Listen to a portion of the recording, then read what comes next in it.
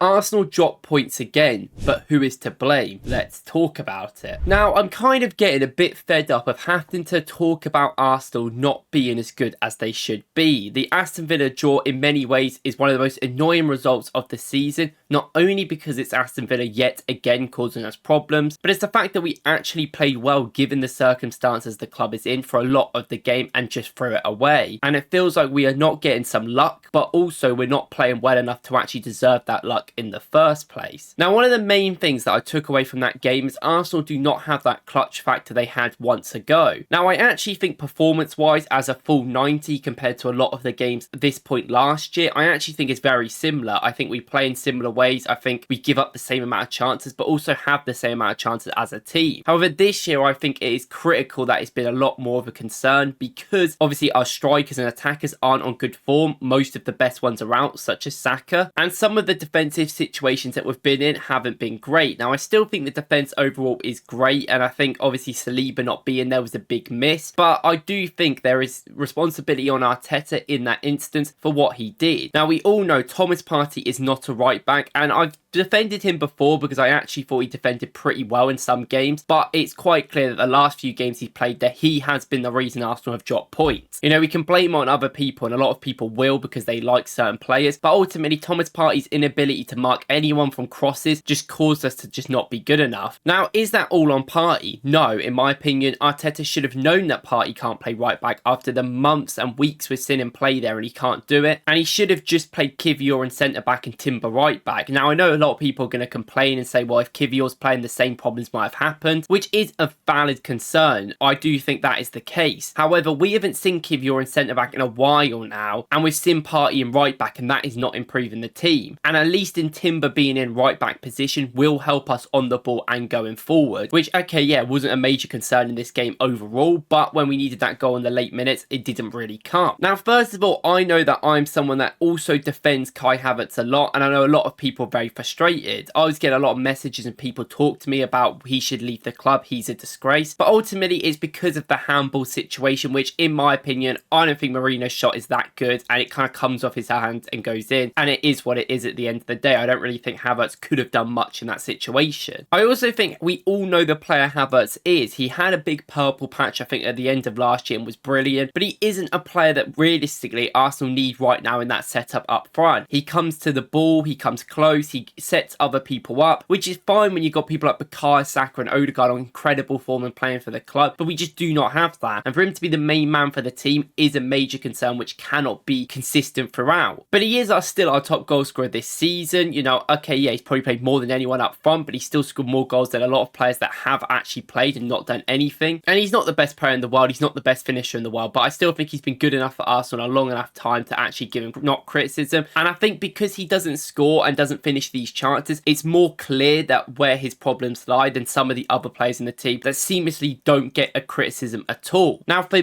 months and months and months, Martinelli, I don't think got enough criticism, and now I think it's a little bit unfair. I think he's playing a role that isn't necessarily his. You know, Trossard's got loads of criticism when he realistically is a squad player at the end of the day. He isn't good enough to start, and we have to start him because of the injuries, and I think he's actually been relatively good in the last few games. But the main man for me is Martin Odegaard. Now, I've been very critical of Odegaard in the entire season, even before he got injured, because he just was not good enough. He came back and was really good for a few games, and that definitely helps us tactically him playing, but for me his passing level is so far down than what I expect from Odegaard. There is simple passes that he's just not being able to actually get in, and now that Saka's not in the team doing his in-swinger and out-swinging crosses, you're starting to see that Odegaard is so incapable of doing any crosses, it really dysfunctions the attack. Now, do I think it's completely his fault? No, of course, there is tactical problems there. For instance, when Arsenal consistently play against this mid-physical block, we struggle because Odegaard has to come outside to receive the ball, and he's got no one really working on his inside. Timber doesn't always want to make that movement, especially in this game when we have Partey in right back anyway. And usually when some people like Marino play, and Marino I think in this game actually was really good and comes over to help him, when Rice plays as that left centre mid, he just box crushes and is the other side of the pitch, which I don't think helps Odegaard. I think Odegaard actually wants people to be closer to him so he can work off them than people being 4 miles away, because it just doesn't help how he plays. And he does do the occasional good cross to the back post, but in in this game his crossing was dreadful. From corners it was dreadful as well. And considering he is the main creator for the team, obviously I for many weeks and days have complained about that not really being the case for him. He's not that good at that. It's not really good enough, I think, for Arsenal to move forward. Now I do wonder what is going to happen with Arsenal in the future, because Zubimendi, if he is to join the club, I think that really does change the roles of our midfield. You know, we're going to see more of a double pivot, more of a box midfield, which can work, but it worked a lot last year when Odegaard was so effective. And Odegaard's pressing is really key and his work rate is amazing, but if he's not good on the ball, he's not going to help us. And I do think that we need someone that can be in there, can stitch up the gaps a little bit, because he is just not dealing with it. And I know that people are going to say small things like, well, when we need him to step up, he didn't, which I kind of agree with, but I don't think it's that easy. I think that for months he just hasn't been that player, and other than the United game, I think he's been poor overall. Now overall, I think the criticism will come down to Arteta, because he is responsible at the end of the day for the most of the things that happen. He is the main guy for the club. Now there's reasons why I do think he is to blame, and there's reasons why I don't think he is to blame. I do think it can be a split responsibility with a couple of people, which obviously he's included in. Number one, I do think our recruitment in the summer in hindsight was incredibly poor. Sterling, Calafiori, who's been injured nearly the whole time, and Marino, who is still not up to that level. Some games he is, to be fair, like the other day, but some games he isn't. Is incredibly poor business at the end of the day when Arsenal need to win the league. Now, something I said in the last few videos is that Arsenal have been incredibly lucky with not getting injuries the last couple of years. We had 9 players or 7 players who played over 4,000 minutes last year. That's not reliable and consistent, but it seems like our team just accepted that was going to be the norm and just thought they weren't going to be getting any injuries. Now this season, of course, we've been unlucky. We've got loads of injuries. We've not got a couple, we've got loads. But last year and the year before, other than Timber's ACL, we haven't had that many big injuries. Maybe Gabriel Jesus, you can argue, 2 years ago, but we did pretty well with the situation because we had other players there. Now something that I am very critical of our recruitment team in general is that I don't like Arsenal signing 2 or 3 players a year. I just think that if you're going to rebuild a team, buying 2 to 3 players a year is not enough, especially when you sell a key part of the team. We've mentioned it, but Reece Nelson, Vieira, Eddie Nketiah, Smith Rowe overall didn't play that many minutes last year, but combined it was around 1,200 minutes, which still need to be covered by someone, which who are they going to do it? We didn't buy any more strikers. We brought Mourinho, who barely plays as it is, and ultimately we've been relying on the fact that Partey hasn't been injured, which has been a miracle this season, even though I obviously have critical thinking about his performances. And even now, it's evidently clear since the start of the window, Arsenal have needed transfers, especially going forward, a winger, a striker, anyone. We just need players in there. We don't have enough. And for they denied to ages, are we going to make a transfer? Probably not. And then Jesus tore his ACL, and now we're panicking to sign someone. You know, we're going to have to end up spending 70 mil for Benjamin Šeško, who is raw player. I think he's a brilliant potential, and I want him at the club. But the fact that we're going to have to put responsibility on him if he joins for that amount of money to just instantly being scoring goals and carrying us is crazy. The guy is so young, and we've kind of shifted ourselves out of other transfers. Now I don't think Gyökeres is amazing anymore. I've kind of moved away from that, but okay, yeah, he's there. You know, Osimhen, I know they don't like him from a personal standpoint, but he is there. You know, you can't just keep going through every striker and go, well, I don't want him because of this reason, I don't want him because of this reason, because then this happens. Now I think every team in the league is very much more inconsistent than we are, even with our injuries, and I do think personally this is the lowest we will see. But Arsenal might be in a situation where we are in a top 4 hunt. What happens if we don't get it? Obviously, I think we will quite easily. But this has to be things that we think about. They're so lackluster of doing anything major is so annoying. And I get that we needed to be very articulate with the signs we made for a very long time in order not to get them wrong. But now it's not the time for that. Now it's the time to take risks and sign players when we need it. We need players now. And I do think Arteta is a little bit to blame with that. I do think he wants a thin squad because he wants his tactical things to be quite clear out. But I also think that his inability to really profile strikers, you know, it seems like with Arteta, every single player he signs has to have this very specific rule set, and they have to have this, they have to have this. And some of the times them signers just don't make much sense. Like, I think Mourinho's a good sign. I think he is actually better than a lot of people think. But he is a player that is a luxury player. He hasn't really solved any of the problems that we had. He maybe just gives us a new tactical identity, which doesn't matter because our normal tactical identity is just not good enough at the moment. So it just isn't very viable to play him all the time. I also think the decision not to get a director of football in and get anyone that can critically think alongside Arteta, it just seems to be stupid. But I do think, I see a lot of people say Arteta should be sacked, but I look at the games that we play, and considering we've got all the injuries in our forward line, we still give ourselves a good go. We should have beat Villa, we should have beat United, we should have beat Newcastle, and we beat Tottenham. I know that we're not getting the results at the end of the day, but the players are only doing what on the pitch as much as they can do, and Arteta can only do as much on the sidelines. I look at some of the games, I look at some of the finishes that we do, and I don't blame that on Arteta. And then people go, well, why is he not recruited? It's not just down to him. We know how difficult it is for us to actually sign players. We've got to go all the way to America. We've got to call Josh over, ask if we're allowed to actually spend any money, and see what happens. He has come out numerous times in the last few weeks saying we need players, and it just doesn't seem like anything is really moving other than maybe Nipan, who I think would be a good player, but he's 18, he's a midfielder, not exactly going to change the game right now. And I don't think it's a lack of ambition from the board at all. I think they are willing to spend money, but I just think their a lack of knowledge is the main thing. I think their knowledge of what they need to actually do in these certain instances is pretty poor. They think that being conservative is probably the best approach, and I think in some approaches it can be, but I think right now that's not what you got to do. Football's an ever-changing market. You've got to grow with it and change your approach. Being set in one way is never going to be a good idea. Now, what I will say is that if Arteta was to be sacked, which he never will be, by the way, he has so much power within the club, we would still have the same problems if the board aren't going to invest, or they're going to do this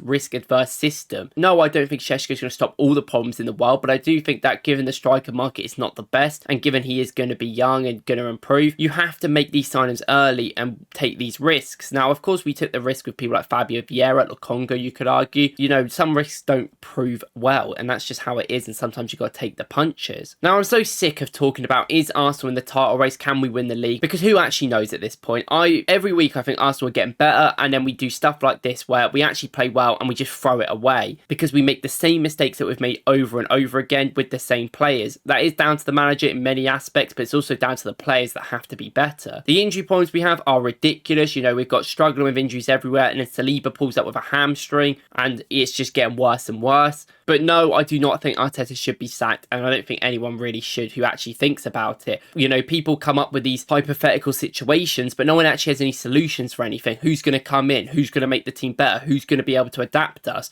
And I do think this year might be a regression from Arsenal in many ways. Injuries play a large factor into that. Recruitment play a large factor in that. But I do think, yet again, we can still go again next season. I'm not exactly there thinking, well, that's the end of it. I think that we're still going to be in a strong position if we recruit well in the summer and now. But obviously that is a big what ifs, and at the moment I can get why people are very frustrated like me, because I just think we should have learnt by now at least. Anyway, I'm going to start posting on Twitter and doing some sort of analysis on players on there, so if you want to follow my Twitter, please go and follow that, just if you want to catch up with stuff going around football. But at the moment the team have really let me down, I think, and the board, more importantly, have let me down more than anything. They are the reason I would put most of the blame on right now. Thank you guys for watching. I'll see you in the next one.